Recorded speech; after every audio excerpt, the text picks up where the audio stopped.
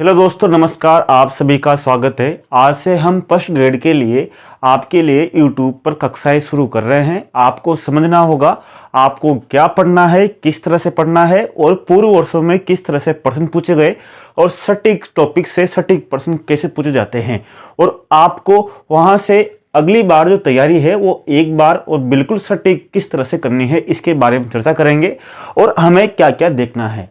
आपको मैं पहले क्रम वाइज इतिहास से समझाऊंगा, पूरा सिलेबस समझाऊंगा, प्रश्न किस तरह से पूछे गए और आगे किस तरह से पूछे जाएंगे और आपको याद भी करवाऊंगा।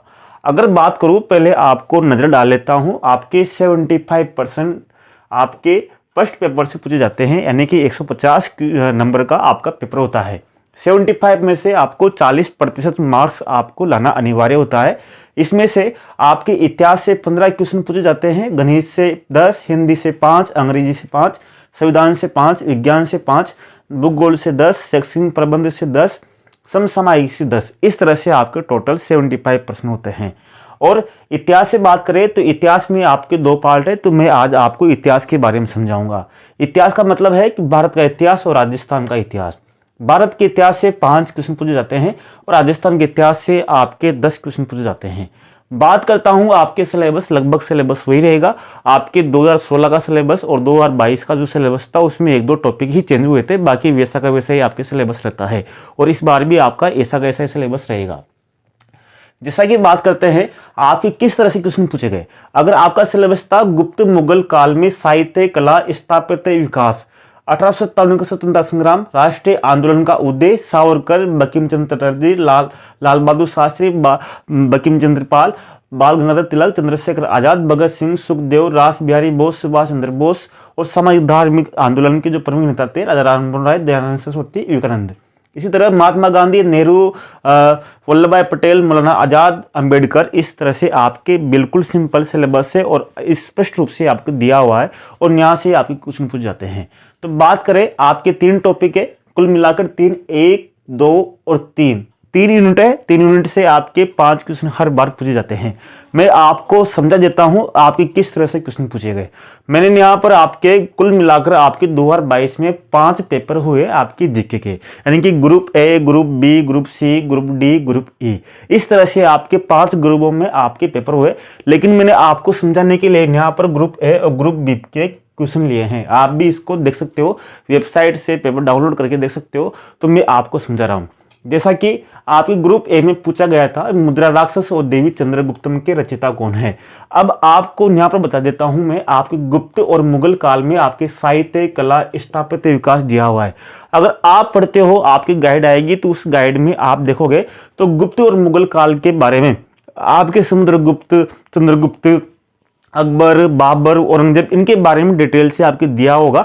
लेकिन आपको उसको बिल्कुल भी नहीं पढ़ना है, यानी कि शासकों के बारे में आपको बिल्कुल भी नहीं पढ़ना है। आपको जितने भी पेपर देखोगे, जितने भी आप ग्रुप देखोगे, उनमें शासकों के बारे में एक भी नहीं पूछा गया। बिल्कुल सटीक पूछा गया है साहित्य के बारे में, कला के बारे में, स्थापत्य विकास के बारे में।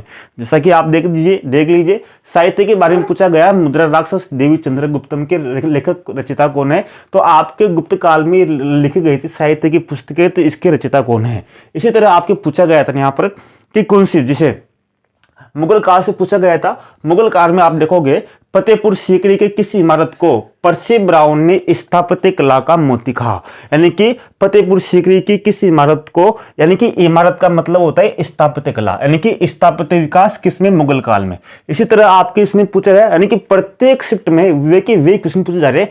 आपके शासकों के बारे में क्या है, नवरत्न कौन से थे, इससे आपको बिल्कुल भी लेना देना नहीं है। आपको वो पोर्शन छोड़ना होगा। आपको स्मार्ट रणनीति अपनानी होगी, किस तरह से प्रश्न पूछे जा रहे हैं आपको इस पर देखना होगा। जैसे आप यहाँ पर देख सकते हो, पिछले हजारों वर्षों में भारत में तानसेन जैसा संगीतज्ञ, अब देखो यहाँ पर तानसेन और संगीतज्ञ, और आपको यहाँ दिया हुआ है कला।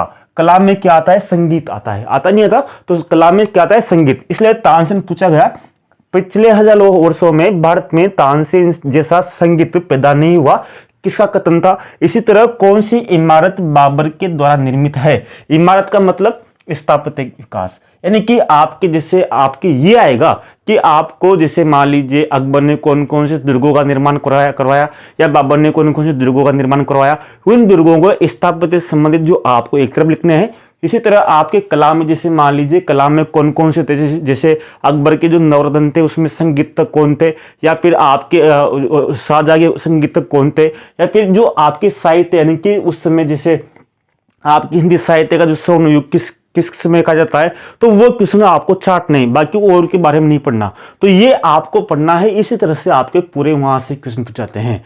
1857 के स्वतंत्रता संग्राम। अब आप देखिए फिर सुभाष चंद्र बोस कांग्रेस के किस अधिवेशन के अध्यक्ष थे।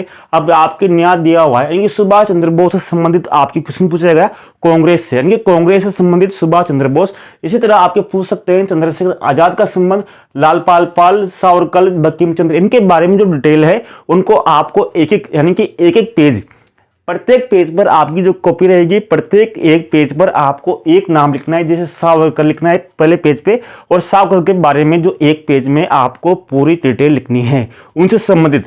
या तो आप विकिपीडिया खोल लिया, गूगल खोल लिया, कोई नोट्स लीजिए, कोई किताब लीजिए, जहां से भी आपको डिटेल मिले उसी एक पेज में आप संकलन करते जाइए। ज्यादा नहीं है, क्योंकि आपके ये जितने भी है महात्मा गांधी, नेहरू, पटेल, मौलाना आजाद, अम्बेडकर, ये पूरे के पूरे आपके भारतीय इतिहास में केवल व्यक्ति ही है।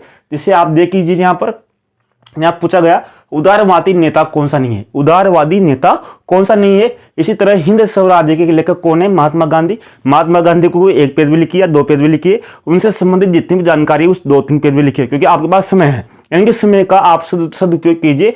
आप स्मार्ट रणनीति अपनाओगे, स्मार्ट तरीके से पढ़ोगे तो आपका सिलेक्शन कोई रोक नहीं सकता, आपको मेरिट में आने से कोई रोक नहीं सकता। आपको ये नहीं पढ़ना, इस तरह से नहीं पढ़ना कि मेरा सिलेक्शन लेना है, सिलेक्शन तो हो जाएगा आपका, लेकिन आपको ये तय करना है कि आपका मेरिट में नंबर आए। और मेरिट में नंबर इसी तरह से आएगा, आपको ज्यादा नहीं पढ़ना, ज्यादा पढ़ने से अपेक्षा आपको पढ़ना है कि पूर्व वर्षों में प्रश्न किसे पूछे जा रहे हैं और किस तरह से आपको पढ़ना है, इसकी रणनीति पर आपको चलना होगा। जैसे आपके यहाँ पर पूछा गया था ये कौन सी इमारत बाबर के द्वारा निर्मित नहीं है, आपको बता दिया। इसी तरह आपको यहाँ पर दिया हुआ है विवेकानंद, देखो यहाँ पर आपके दिया हुआ विवेकानंद, तो विवेकानंद से पूछ लिया गया आपके विवेकानंद ने इस काम को विश्व धर्म संसद में कब भाग लिया, तो कब भाग लिया 1893 में लिया था, लेकिन वहां तारीख दी हुई थी। तो इस तरह से आपको प्रत्येक के बारे में, इस तरह से मेरा उद्देश्य है कि मैं आपको इसी तरह पढ़ाऊंगा, यानी कि जो प्रश्न है उन प्रश्नों के एक एक टॉपिक के बारे में बताऊंगा, कौन कौन से प्रश्न पूछे गए और किस तरह से पूछे गए, तो आपका पूरे सिलेबस कंप्लीट हो जाएगा और आपके एक तरह से अच्छे नोट्स बनेंगे और आपको विस्तार से किस तरह से पढ़ना है और एक बार में आपका सिलेक्शन हो जाए। बाकी सिलेक्शन सबका होता है, लेकिन जैसे इस बार देखा गया बहुत सी वैकेंसी में जो अभ्यर्थियों को जिनके अच्छे अंक थे, जैसे इस बार जो आपकी रेट की बढ़ती हुई थी, तो रेट प्री में जिनके अच्छे अंक थे लेकिन रेट मेंस हुआ तो उसमें कम अंक थे, तो इस तरह से होता रहता है। लेकिन जिनके बहुत से अभ्यर्थी से होते हैं जिनके एक बर्थ में चयन हो जाता है, तो दूसरी बर्थ में उनका चयन होता है, तीसरी बर्थ में भी उनका चयन होता है, यानी कि बार बार उनका चयन होता है। चयन होने का कारण यह है कि वो इस तरह से ही पढ़ते हैं, जैसे मेरा चयन हुआ बार बार में, तो वो कारण यही था कि आपको इसी स्ट्रेटेजी पे चलना है, इसी रणनीति पे चलना है कि आपको क्या पढ़ना है, किस तरह से पढ़ना है, किताबों के पीछे नहीं पढ़ना। किताबों में क्या होता है, जैसे मान लीजिए किसी पब्लिकेशन ने किताब छाप दी, तो वही किताब उसमें सिलेबस लगभग सभी बर्तों में समान रहता है, तो उसी किताब को दूसरा पृष्ठ उसमें लगाकर उसी किताब को आपको दूसरे एग्जाम के लिए दे देंगे, बाकी अंदर का मैटर कुछ भी चेंज नहीं करेंगे। तो ये आपके विवेक पर निर्भर है कि आप किस तरह से पढ़ना चाहते हो और क्या क्या पढ़ना चाहते हो। तो मेरा समझने का उद्देश्य ये, तो हम शुरू करेंगे पूरा एक एक सिलेबस के अनुसार और पूरा आपको पढ़ाने की कोशिश करेंगे। धन्यवाद, नमस्कार, जय हिंद।